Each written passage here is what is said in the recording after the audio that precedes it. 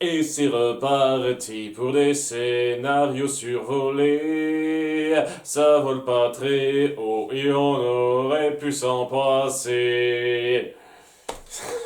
Vivement qu'on sorte, si possible, ça se trouve, ça se fera jamais, de cette structure, un épisode, la connerie du jour, presque, j'ai envie de dire. Et que ça essaye d'aller un peu plus loin que ça, parce que je vous jure, c'est particulièrement emmerdant quand ça a le potentiel d'aller beaucoup plus loin que ça. Une fois de plus, à cause du fait que ça dure seulement que 10 minutes, j'avoue que l'épisode 22, ça tombe totalement dans cette catégorie-là. Et le fait que il y a des tonnes de choses qui sont intéressantes, des thèmes qui sont abordés qui sont très intéressants, et au bout du compte, c'est traité comme une péripétie grossière, où on se marre, où c'est juste là pour plus pour faire marrer qu'autre chose, en gros, et donc ça vole pas haut, ça essaye pas de voler plus haut que ça pourrait voler avec ce qu'on nous raconte. Et je vous jure, c'est chiant. C'est chiant de voir un scénario avec des promesses être traité aussi légèrement comme ça. Je commence à saturer de ces épisodes-là. Alors que bon, ça passe, ouais, c'est passable. Si t'es forcé sur une série comme ça à la télé ou je sais trop quoi, je dirais ok, ça aurait pu être pire, mais punaise quoi. C'est gâchis de potentiel total quoi. Enfin bon, on se lance tout de suite, épisode 21. On va passer un petit peu de temps donc dans le vendeur de donuts. Alors ça commence sur Steven qui se fait faire une farce par Améthyste. Améthyste qui a totalement confirmé son statut de personnage que je n'aime pas. Autant jusqu'à présent c'était un petit peu... c'était à voir, hein, c'était à débattre. Là je l'aime plus. Hein, à part si elle évolue dans un épisode futur, ce qui ferait bizarre, je suis désolé, quoi. Ça fait combien de siècles qu'elle existe, cette conne, quoi. Ce serait que maintenant qu'elle évolue par le pouvoir du scénar, c'est un peu grossier, hein, même si ça se fait. Mais voilà, ce sera déjà au moins ça. Parce que là, je peux plus supporter son caractère. Son caractère, je m'en foutisme. Le chaos, j'adore ça. Mais même quand il y a du bordel, c'est pas grave, ça me fait plaisir. C'est incroyable la façon dont on n'arrête pas d'appuyer le fait que ah, c'est le bordel, je prends, j'apprécie, ça me fait marrer. Et, tu sais, je pense pas aux autres. Je veux dire, il y a quand même quelques épisodes où elle sentait qu'il pouvait y avoir des conséquences et elle faisait preuve d'un tout petit peu d'empathie. Mais apparemment, il n'y a qu'envers Steven. Alors, envers Steven, quand les choses vont vraiment mal, qu'elle peut faire preuve d'empathie, sinon elle s'en branle. Elle est là pour se marrer, elle s'en fout des conséquences de quoi que ce soit. Sérieusement, je peux plus adhérer là. Jusqu'à présent, ça arrive à passer vaguement. Là, je peux plus. Vivement qu'elle évolue. Je sais pas, qu'elle soit virée, qu'on passe plus de temps sur d'autres personnages. Parce que je ne cache pas que c'est vrai qu'Améthyste, à de nombreuses reprises, c'est celle sur laquelle on se sente le plus. Hein. C'est souvent elle qui traîne avec Steven, celle qui fait ses délires. Peur un peu aussi, mais oui, hein, si je devais comptabiliser le temps de présence, je dirais qu'Améthyste est la plus mise en avant. Et c'est la moins intéressante des trois autres gemmes. Comme quoi. En tout cas, ouais, bah, elle fait une farce à Steven en lui faisant bouffer des frites au sel de feu. C'est comme ça que ça s'appelle, c'est une espèce de ultra méga piment super fort. Et donc, ouais, il a tellement la gorge en feu qu'il se rend au magasin de donuts pour boire leur boisson, il en fout partout dans une mise en scène un peu forcée. Ça amène à ce que Lars se pète la figure par terre en voulant nettoyer ça.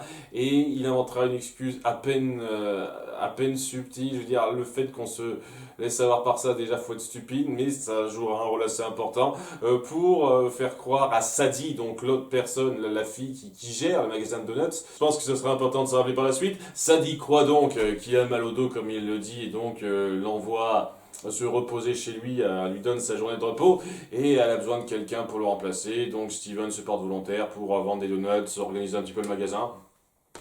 Et oui, un gamin de, je sais pas quel âge il a exactement, c'est jamais clair. On donne jamais son âge, 12 ans, 13, 14, on va dire 13, sur le coup. À aucun moment on donne son âge. C'est sur des détails à la con, quoi, c'est pas important. Je suis désolé, ce genre de détails, ça m'énerve. C'est des informations basiques qu'on n'a pas exactement pour l'instant. En tout cas, voilà quoi, il s'amuse au magasin, il y a un délire sur un habitant du coin qui a enregistré un clip de R&B présenter les règles du resto complètement aléatoire, random, ça sert à rien. Et donc il s'amuse ici au point que lorsque Sadie fait une blague, ah, je devrais peut-être remplacer Lars par toi, le mec dit ouais, ce serait cool de renvoyer Lars pour me laisser ici. Genre comme ça, le mec, sans la moindre vergogne, il se dit ok, très bien. Le gars que je considère vaguement comme un ami, avec qui j'ai un tout petit peu copiné lors d'un épisode précédent, je songe à le faire renvoyer pour mon petit plaisir. C'est bien.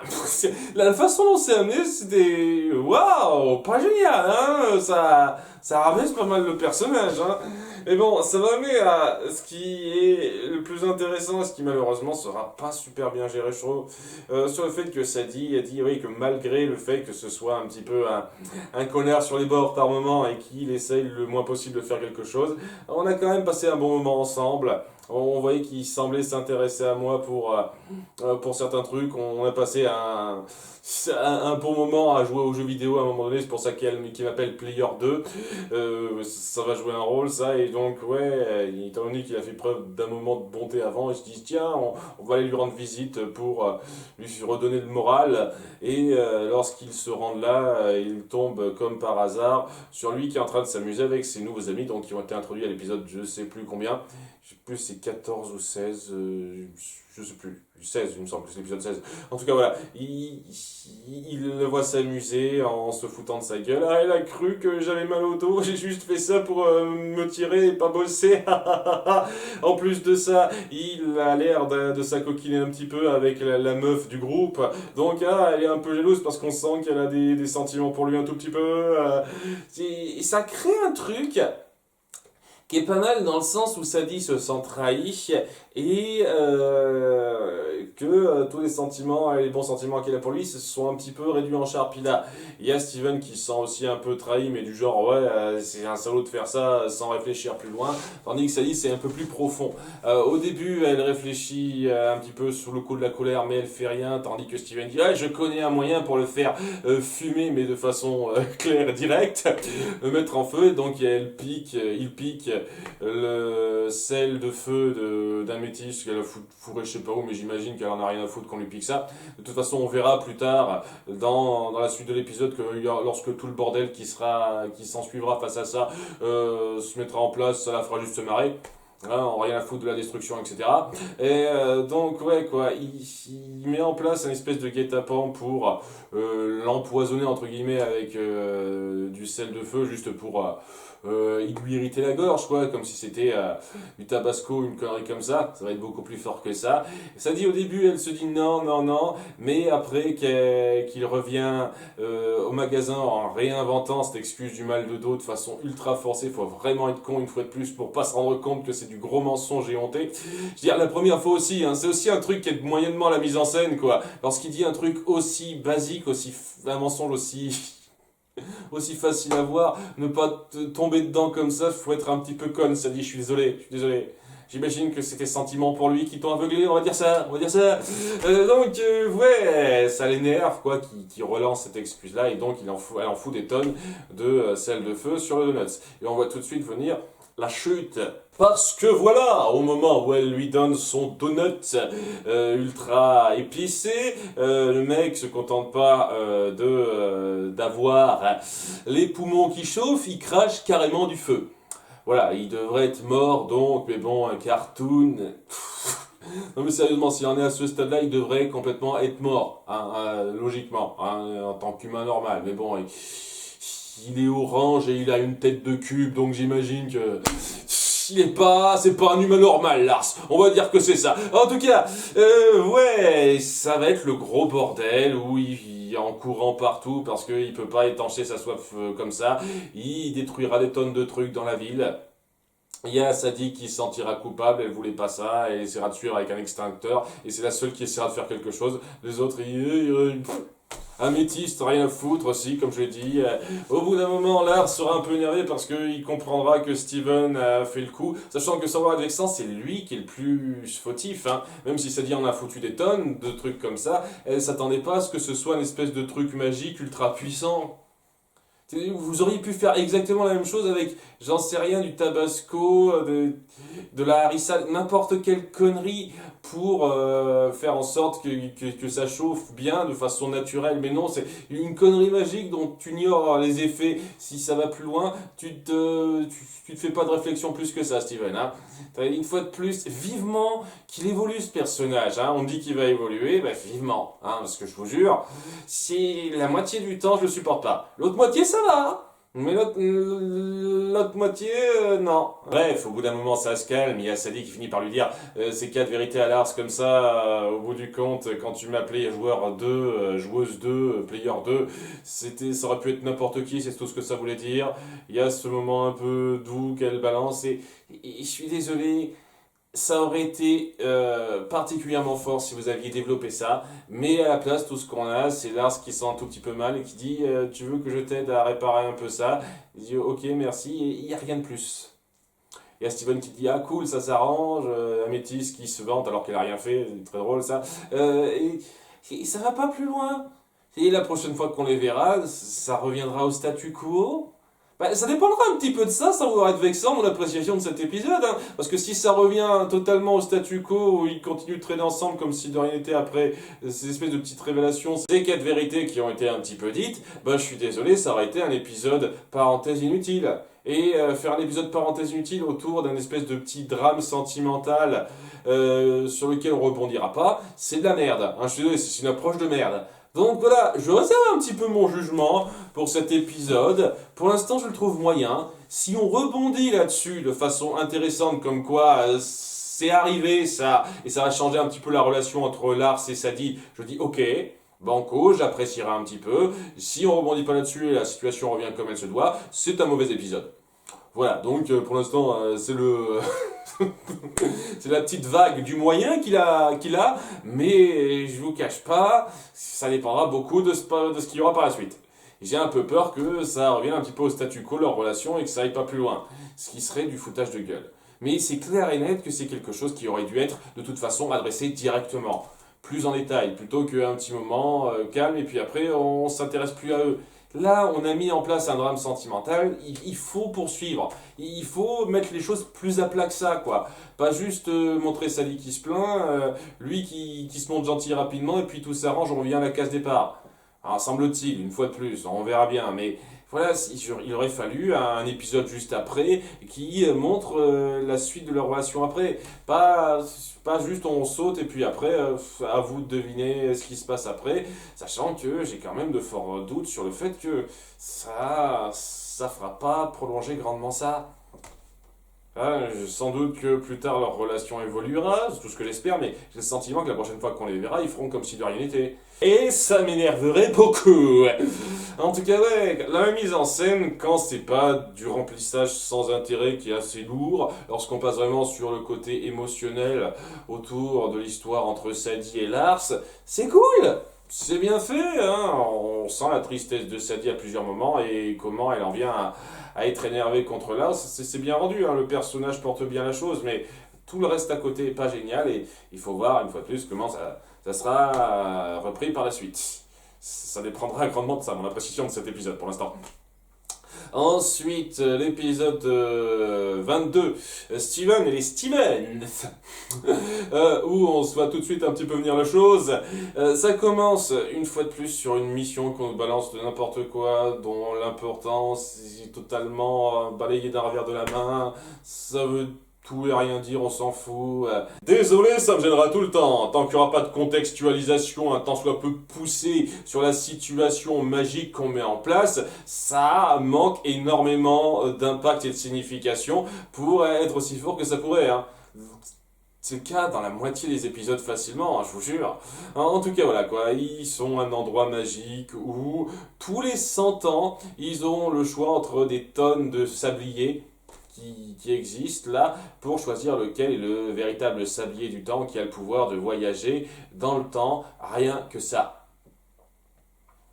Et ouais, on nous balance ça comme ça. Et le fait est que tous les 100 ans, il faut y retourner parce qu'on ne sait pas lequel c'est. Il faut y aller un petit peu à tâtons. Et dès lors qu'on se plante, l'endroit est submergé pendant un siècle et il faut y retourner.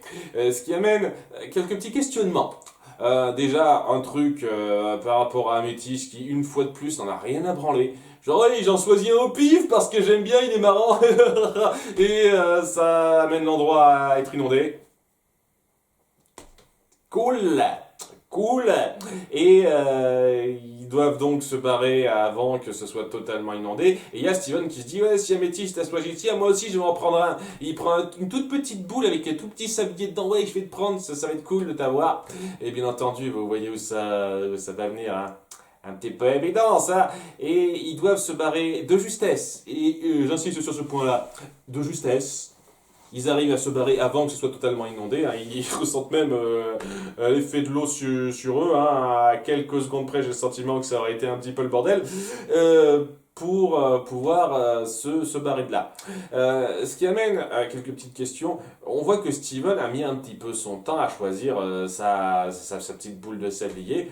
Pourquoi vous faites pas toutes pareilles? Pourquoi vous prenez pas plusieurs sabliers à ce moment-là, quand ça arrive, histoire d'avoir moins de choix par la suite, quoi, histoire d'aller plus vite? Genre de réflexion, je suis désolé, hein, si j'étais un être qui avait vécu des centaines d'années, j'aurais pris le temps de me poser quelques secondes pour me dire, alors comment aborder ça le plus efficacement possible? Pas juste j'y vais et puis je choisis advienne que pourra. Je me serais dit, tiens, si jamais il y a un problème, je peux en prendre plusieurs et puis voir si ça marche ou pas. On sait jamais. On sait jamais. Non, non. Personne ne se fera cette réflexion-là. Alors que ça les aurait grandement aidés, hein. S'ils avaient fait ça avant, ils auraient eu moins de choix au fur et à mesure. Enfin bon, c'est un détail. C'est un détail. En tout cas, voilà, il se part et il y a Steven qui dit, ah zut, dommage, hein, on va attendre un siècle. Je sais pas si je serai encore vivant à ce moment-là. Et il se bat retrouver son père pour faire un petit concert avec lui. Il a prévu de faire un petit concert avec son père à la batterie, je ne sais pas quoi, à un endroit précis pour amuser les gens apparemment, sur la plage. Et le truc, c'est que son père peut pas parce qu'il y a un petit problème avec le marin, vous savez, le père d'Onion qui parle comme ça. Est-ce qu'on aurait une explication à cette merde ou c'est juste de la grosse connerie random? Je trouve ça stupide. Je sais pas, dans une série un tant soit peu sérieuse, c'est complètement débile. Voilà. Vous pouvez me donner d'autres exemples, hein? Il me semble que c'est le cas dans Charlie Brown, il y a des personnages qui parlent comme ça. Et ben c'est de la merde, c'est complètement con. Je suis désolé. C'est débile comme façon de voir les choses, quoi. C'est censé le caractériser comment, votre personnage? Ou alors il parle un dialecte qui n'existe pas, je sais pas. C'est n'importe quoi, c'est juste n'importe quoi. Enfin bon, voilà, il y a le mec qui a voulu faire laver à la laveuse automatique, hein, parce que c'est toujours la profession du père de Steven, son bateau dans une remorque. Et c'est au moment où il s'apprête à entrer le bateau que le père s'est rendu compte que c'était trop gros et que ça passerait pas. Genre, il a pas fait gaffe. De loin, ça se voit que ça passerait pas. Mais non. Et à cause de ça, donc, ça a foutu le bordel. Ça a bloqué sa laveuse automatique. Il est obligé de réparer un petit peu ça. Et donc, n'aura pas le temps de passer du temps avec Steven. Ce qui amène Steven à se dire, ah, j'aimerais tellement retourner en arrière pour lui dire de faire gaffe au bateau pour pas qu'il entre. Et paf, ça le fait revenir en arrière pour parler à son père, etc. Donc il a pris le bon sablier qui fait revenir dans le temps. Quelle surprise. Et ouais, quoi, il l'avertit à temps de ça, seulement en réagissant à la chose. Il fait reculer le bateau et qui fait tomber un poteau qui détruit carrément la laveuse automatique. Donc, carrément, la station de lavage automatique, elle est complètement détruite à cause de ça. Waouh! La loi de Murphy, ou alors c'est censé vouloir dire qu'un truc, un désastre est toujours obligé de se poursuivre. Est-ce que c'est censé être une espèce de thème, genre le destin, tout ça, un truc qui est toujours obligé de se passer de telle ou telle façon. Est-ce que ce sera repris ou pas? Ça, c'est un truc avec le thème qui est mis en place, dire le voyage dans le temps et les clones que ça engendre, parce que voilà, on découvrira assez vite que lorsqu'il voyage dans le temps, il crée différentes versions de lui-même. Ce genre de choses, ça amène à tellement de questionnements sur la logique de fonctionnement de votre univers, ce que ça signifie, tout ça, tout ça. Et j'ai le sentiment, peut-être que je me trompe, hein, si ça se trouve, on ira plus loin que ça, que ça va juste être un délire d'un épisode, ce qui est du foutage de gueule, de traiter un, un thème magique aussi puissant, aussi important que ça, en un épisode presque gag, quoi. C'est vraiment dommage de faire ça seulement comme ça. Enfin bon, voilà quoi, il se dit tiens, je vais revenir en arrière pour empêcher moi qui est revenu en arrière, d'empêcher le bateau de rentrer parce que mieux vaut que la porte soit défoncée un petit peu que la station complètement détruite. Il peut pas réfléchir à d'autres moyens d'empêcher les deux catastrophes. Non, non, c'est impossible apparemment.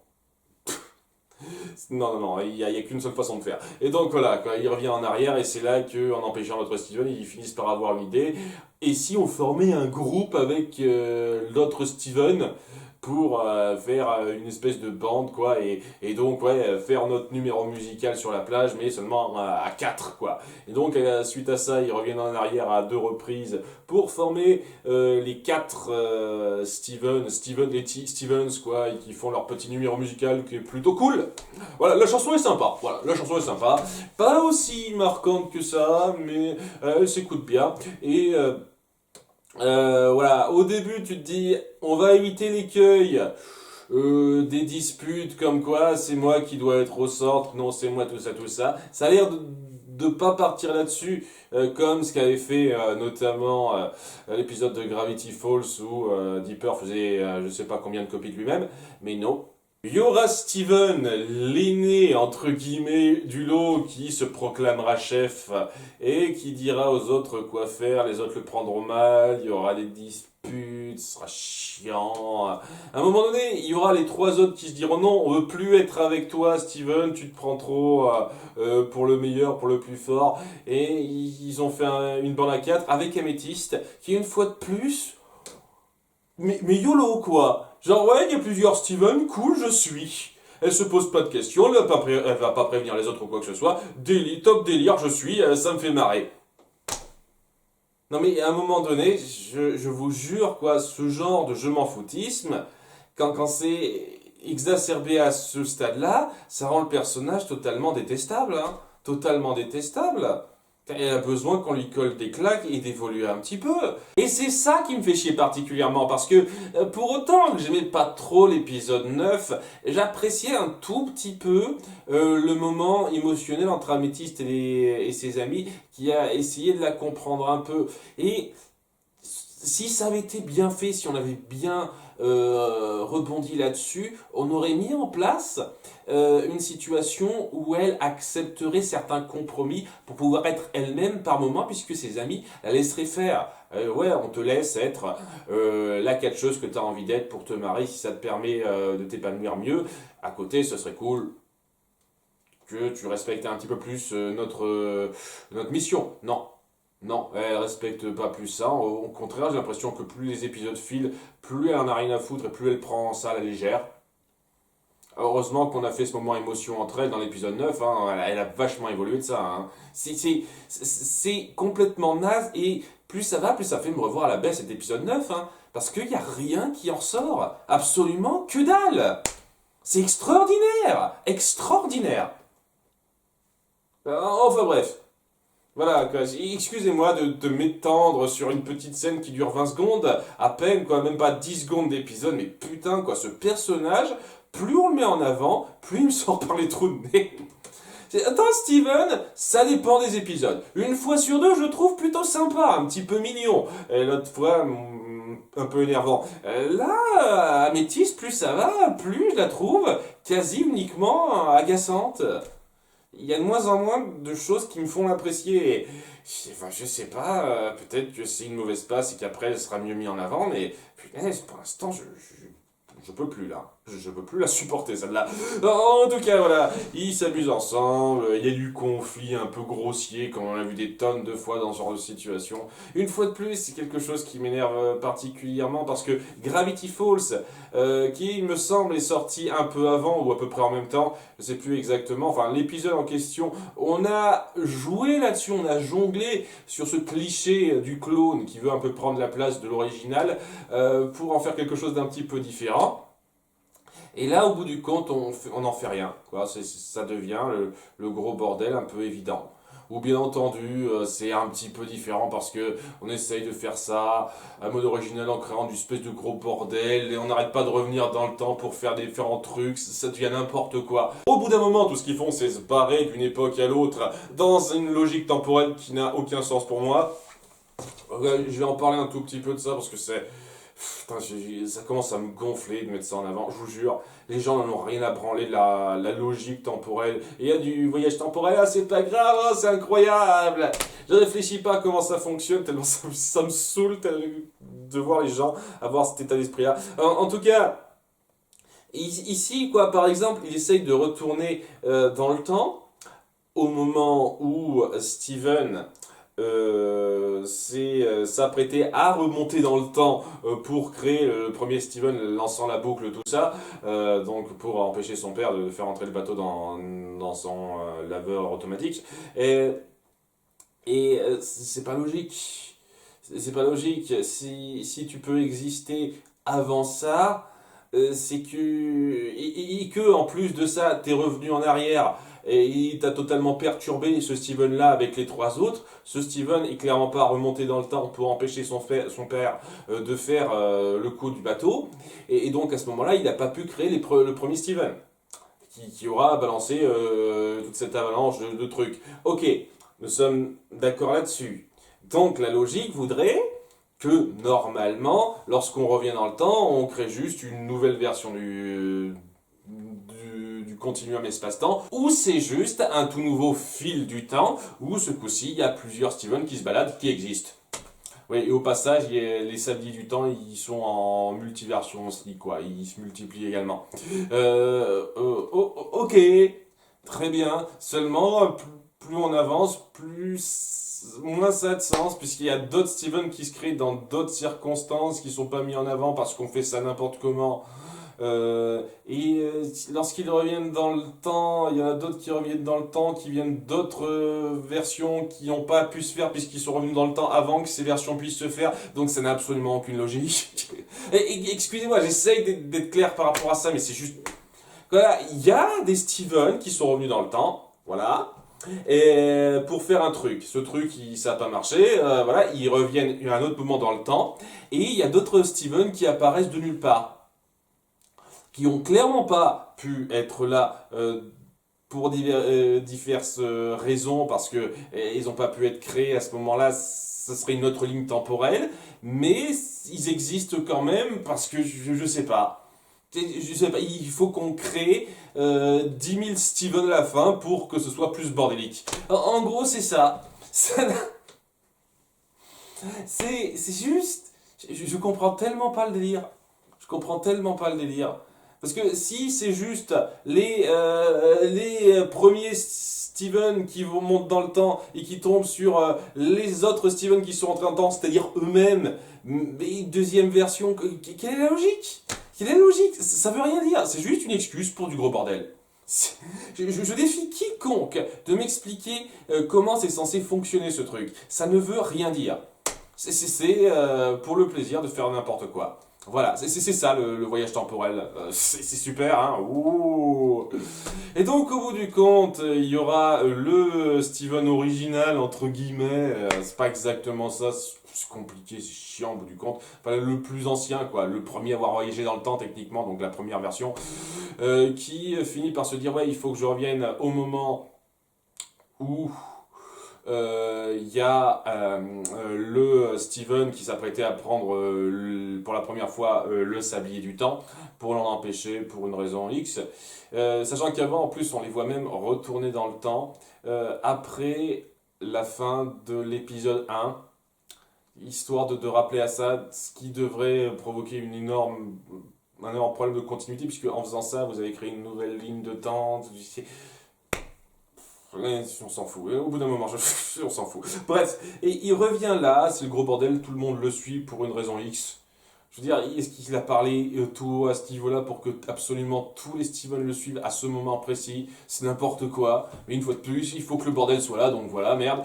Et voilà, ça fout un petit peu les chocottes au Steven original, c'est-à-dire avant qu'il prenne le sablier du temps. Et ils ont tout le temps de faire un beau bordel. Alors que l'endroit est sur le point d'être englouti par l'eau, ce qui n'est pas logique du tout parce que oui, vous n'êtes pas censé avoir le temps, les gars. Vous n'êtes vraiment pas censé avoir le temps. L'endroit est censé s'engloutir peu de temps après que Steven met la main sur le sablier, quoi. Comment ça se fait que vous ayez une grosse minute devant vous? C'est n'importe quoi. La logique de déroulement des événements change pour le plaisir d'arranger votre mise en scène. Je suis désolé, c'est de l'écriture de merde, l'écriture complètement paresseuse de la personne qui veut juste faire du gros délire et qui sait pas où ça va. J'ai toujours eu un problème avec ça, quoi. Vous voulez faire de l'écriture sur le voyage dans le temps, très bien, réfléchissez, bande de cons, quoi. Balancez pas les délires à la con qui signifient rien, qui n'ont aucune logique, merde. Enfin bref, quoi, c'est tout le bordel, le Steven, pas tout à fait original, mais le plus original de ceux qui voyagent dans le temps, c'est logique pour vous, finit par se dire ah, attendez, on devient beaucoup trop. Pas nous, c'est pas nous Steven, ça peut pas être Steven contre Steven. Et puis bon, de toute façon, une fois de plus, les conflits que vous mettez en place, c'est de la merde, quoi. Le fait qu'on se batte à ce point. Pour ça, c'est complètement con. Donc il se dit, ah non, c'est trop, il faut pas qu'on fasse ça. Il se décide de détruire carrément le sablier originel, ce qui détruit tous les sabliers et tous les Steven qui ont été créés par ces voyages dans le temps. Puisque ça marche comme ça, pourquoi pas. Et à la fin, il dit, ouais, Steven, oublie pas qui tu es, une connerie comme ça, je sais plus exactement. Voilà, il disparaît en ayant se revoir. Et puis Steven fait un concert avec ses amis gemmes qui sont là pour lui. C'est vrai qu'il aurait pu faire ça depuis le début aussi. Et ouais, en disant des paroles un petit peu bizarres, histoire de dire ouais, c'était n'importe quoi cet épisode, il s'est passé des tonnes de trucs. Voilà. Et vous savez quoi, honnêtement, au début je voulais pas mettre de pouce rouge parce que voilà, il y a quand même une mise en scène qui est pas mauvaise et quelques petits détails qui me plaisent dans comment réagit Steven en dépit des clichés que ça, mais plus je m'y penche, plus je me dis que c'est du gros bordel foutraque qui n'a pas été réfléchi sur la logique. Et puis bon, voilà, quoi, ce sablier du temps, en fin de compte, bah, on s'en fout, quoi. Il va être détruit. C'est cette espèce de quête d'aller le voir tous les 100 ans pour espérer l'avoir, ben, au bout du compte, on s'en branle, il est détruit rapidement, comme ça, au bout d'un épisode de 10 minutes. Signification, une fois de plus, c'est... Ça m'énerve. Gâcher à ce point un concept, ça m'énerve. Donc voilà, vous savez quoi, un petit pouce baissé pour celui-là. Voilà. À moins qu'on rebondisse un tout petit peu là-dessus sur le concept de voyage temporel, ce qui me surprendra un petit peu. Enfin, peut-être qu'on reviendra un peu sur le concept de voyage temporel, mais voilà le côté du sablier du temps, cette espèce d'artefact ultra important. Il a tout foutu en l'air en faisant le con. C'est surtout Améthyste qui a foutu ça en l'air à la base, mais c'est lui qui finit par foutre en l'air ça pour de bon. S'il n'y aura pas de retombée, il n'y aura aucune réflexion là-dessus. C'est quand même un puissant artefact qui peut permettre des tonnes de trucs, et on n'en fait rien. Et je suis désolé, quoi. Même pour un épisode petit délire comme ça, il y aurait eu moyen de réfléchir davantage à comment emmener la chose, quoi. Voilà, même si je prends ça comme une espèce de gros délire qui n'a aucune incidence, que je suis censé détacher totalement de l'intrigue centrale, parce que voilà, quoi, c'est censé être comme ça une série, quoi. Il y a des épisodes qui apportent rien et qu'on n'est pas censé prendre en compte dans l'intrigue globale. C'est du foutage de gueule pour moi, ça. Mais bon, ouais, même si je prenais ça comme ça, on peut faire 1000 fois mieux.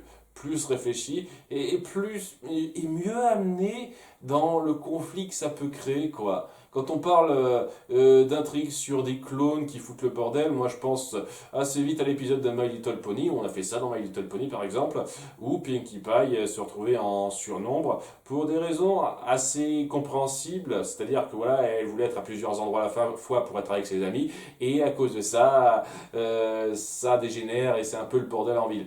Là, ça marche mieux, même si c'est clairement pas un des meilleurs épisodes de la série, faut pas exagérer, parce que d'une part, on ne crée pas de conflits ridicules où nos personnages deviennent plusieurs pour des raisons complètement ambiguës, mal foutues, clairement mal foutues. Et surtout, on passe 20 minutes dessus, quoi. Ce concept, on l'étire un petit peu, on met en place sur plus de temps le pourquoi de cette situation. Cette situation, quand elle est là, on passe plus de temps dessus. Et oui, la résolution, elle n'est pas géniale. Je suis vraiment pas fan de la résolution de l'épisode de My Little Pony par rapport à ça. Mais la résolution prend un tout petit peu le temps d'être instaurée, quoi. Et donne pas l'impression d'aller à 100 à l'heure en train de gâcher un concept. D'autant plus que ça gâche techniquement deux concepts, hein. D'une part le concept de voyage dans le temps, et d'autre part le concept de clone, quoi, de clone de soi-même. Les deux à la fois, en même temps. Quand même dingue, hein. Donc, ouais, non, non, c'est du gâchis. Cet épisode, c'est du gros gâchis au bout du compte, quoi. Et si c'est clairement pas le pire, hein, ça m'a pas énervé à fond. J'ai ressenti vraiment tout le potentiel gâché du concept qu'il y avait là-dedans. Et je peux pas m'empêcher d'avoir une petite aversion pour ça. Je suis désolé. Non, non, non, j'aime pas. Un pouce baissé pour celui-là. Ah, après ce que j'ai compris, c'est l'épisode 26 que ça commence à venir, donc on y est presque, on y est presque. Encore les épisodes 23-24 à supporter, et ça devrait... Je sais pas, il faut pas que je me fasse trop d'illusions non plus, hein. Ça dépend des personnes. Il y en a qui disent, ouais, ça vient à partir de l'épisode 26, l'épisode 30, un truc comme ça. D'autres qui disent, ah, faut attendre le début de la saison 2. D'autres qui disent, ouais, la saison 2, ça vient un petit peu, mais c'est vraiment à partir de la saison 3. Je verrai. En tout cas, ouais, cette formule, elle se répète un petit peu trop, la formule de la petite péripétie du jour, avec des petits délires comme ça, c'est pas aussi énervant que Star Butterfly une fois de plus, hein, une fois de plus, je trouve qu'il y a une petite ambiance un peu mignonne, mais voilà, quand on en sort un petit peu de cette ambiance-là, et honnêtement, ouais, quand il n'y a pas de moment de personnage un petit peu mignon comme dans l'épisode donc 22, et ben oui, cette ambiance, elle est beaucoup trop atténuée pour rattraper ça et pour ne pas me faire un tout petit peu rager en voyant cet épisode. Je suis désolé, hein, je suis désolé, mais voilà. Hein, et puis voilà, Améthyste. Voilà. Et Améthyste, je crois que pour moi, on a atteint le seuil. Hein, le seuil, hein, et elle peut revenir en arrière et redevenir intéressante, mais là, je ne vous cache pas que je ne peux plus la blairer. Hein. Je peux plus la blairer et chacune de ses interventions, si elles sont comme ça par la suite, risque de m'énerver pas mal. En tout cas, à bientôt pour les épisodes 23-24. Bye!